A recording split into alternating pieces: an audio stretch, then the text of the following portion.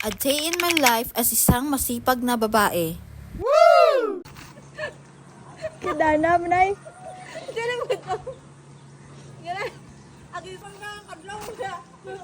Maaga pa nga lang ay pumunta kami sa Raya para tumulong magbilad ng palay. As you can see, ang ginagawa ko ay paghalukay ng palay para pantay yung pagkatuyo niya. Ay, ang hirap naman mag-rake, ang bigat.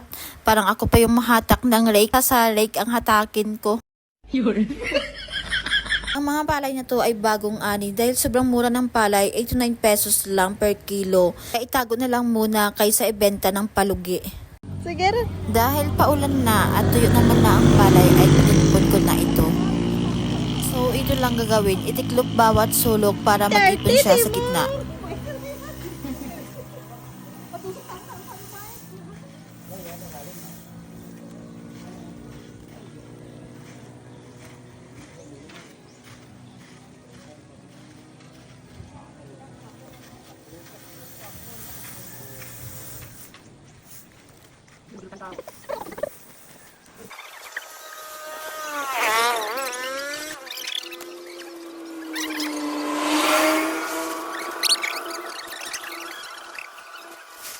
Yung mahirap na part, yung kunti na lang natira. Dan. Sige. Si Paang ano?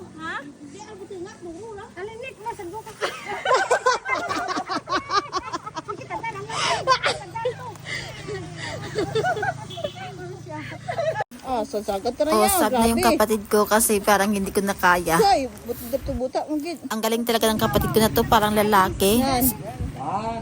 Ay! Grabe.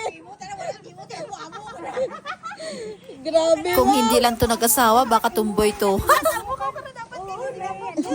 Ito na ang pinakalas na part, magtiklop ng makan.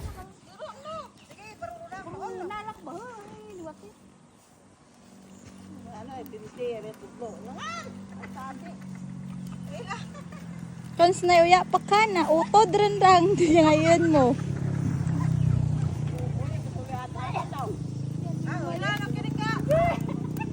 Si kailangan nag-fold gid da siga. Siga ay magpuron. Amamuhan mo pa ka na pakpakpakpaka sa gildan. Sa piyak. Ano ka tampak lang mo. Sabay ako magkadlaw. Hindi yasta matapos. Dudong mapakpak ka mo kay patay mo. Sige rin. Tapos Pagkatapos namin magtupi ng makan, ay nagmerienda muna kami ng niyog.